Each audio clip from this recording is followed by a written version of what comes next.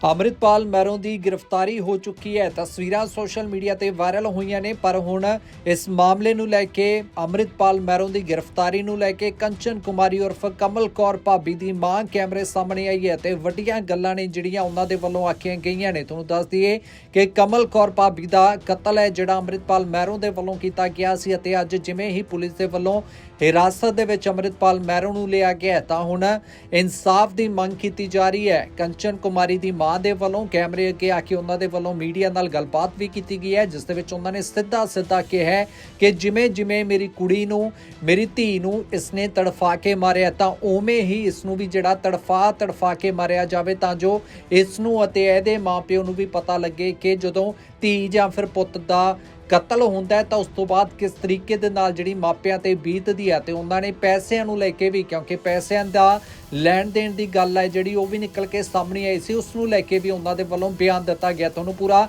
ਬਿਆਨ ਸੁਣਾਉਣੇ ਆ ਕਿ ਅੱਜ ਸਾਹਮਣੇ ਆ ਕੇ ਕੀ ਕੁਝ ਅੰਮ੍ਰਿਤਪਾਲ ਮੈਰੋਂ ਦੀ ਗ੍ਰਿਫਤਾਰੀ ਤੋਂ ਬਾਅਦ ਕੰਚਨ ਕੁਮਾਰੀ ਉਰਫ ਕਮਲ ਕੌਰ ਭਾਬੀ ਦੀ ਮਾਂ ਦੇ ਵੱਲੋਂ ਕਿਹਾ ਗਿਆ। गिरजा देवी अच्छा, ये कमल कौर आपके क्या लगते थे? मेरी बेटी थी। बेटी थी। हाँ जी। तो अभी अमृतपाल मैरो की गिरफ्तारी हो चुकी, कैसे देखते हैं?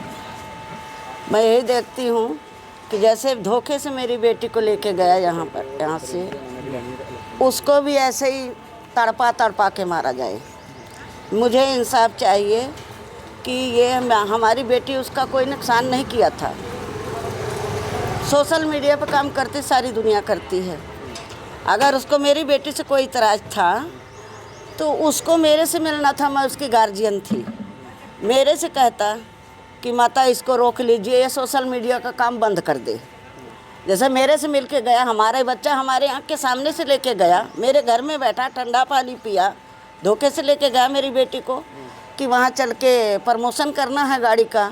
मेरी बेटी को बोलती कि मेरी मम्मी की तबीयत ठीक नहीं, मैं नहीं जाऊँगी। वो 3 दिन मेरे पास आया और निकाल ले गया मेरी बेटी को झांसा से, और वहाँ पर उसकी लाश को मार के सड़ा के हम लोग गए थे उसकी बॉडी लेने के लिए, लेकिन वो गल चुकी थी, ले आने जोगे नहीं थी। उसने मार के अपने आप को फरार हो गया। अब मुझे चाहिए कि मुझे कैसे न कैसे उससे इंसाफ मिलना चाहिए कि उसको सज़ा मिले।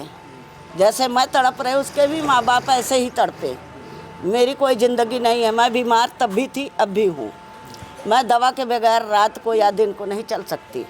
उसने मेरे साथ इतना बड़ा, वही मेरी बेटी मेरी गार्जियन थी। मेरे आदमी को तो 25 साल हुआ था, बेड रेस्ट थे।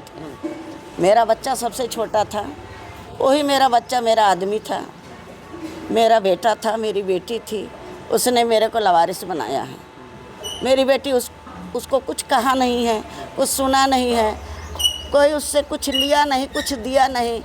और बोलता था मैंने सुना खबर में, मैंने उसको पैसे की मदद किया था। उसके बाप को कैंसर था, हमारे मोहल्ले में आप पूछ लीजिए, उनको दिमाग में चोट लगी थी, उनका एक्सीडेंट हुआ था, कोई बीमारी नहीं थी, कोई कुछ नहीं था, पैरालाइज हो गया था। जो इंसान हर किसी से पैसा छीन के लेता हो, मांग के लेता हो, किसी का मदद करेगा? झूठ बोला था कि मैंने उसके बाप के इलाज के लिए उसको 50,000 रुपया दिया था। ऐसी बात नहीं थी। मेरा बच्चा खुददार थी, कमा के खा लेती। पहले वो बैंक में जॉब करती थी, उसके बाद में उसकी बाप की डेथ हुई, उसको शौक लगा, उसने नौकरी छोड़ दिया। 1 साल वो बेड पर पड़ी थी। फिर उसको फ़ोन आया था संगरूर से कि मेरे साथ मालदार छड़ा कोई नाटक बनता था कि मेरे साथ काम करोगी।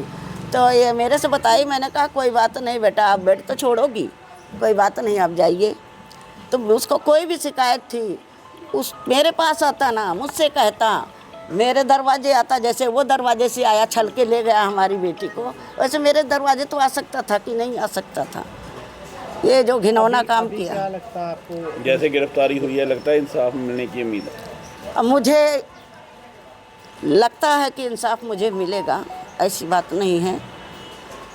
अब आप लोग का सहारा होगा तो मिलेगा ही इंसाफ।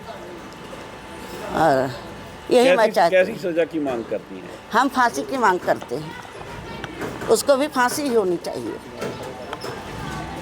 ऐसे तो हमारा दिल नहीं है, हम तो यही चाहते हैं जैसे उसने उसको फांसी लगा के मारा, हम खुद उसको मारें फांसी लगा के। लेकिन हमारा दिल नहीं ऐसे है कि हम उसको मार सकते हैं, लेकिन हम उसको मरा हुआ देखना चाहते हैं। जैसे वो धोखा दिया था, वो भी हमारे साथ धोखा दिया, उसके भी माँ बाप ऐसे ही तड़पे, ऐसे ही कल्पे। हम यही मांग करते हैं बस, और हमारी कोई मांग नहीं है।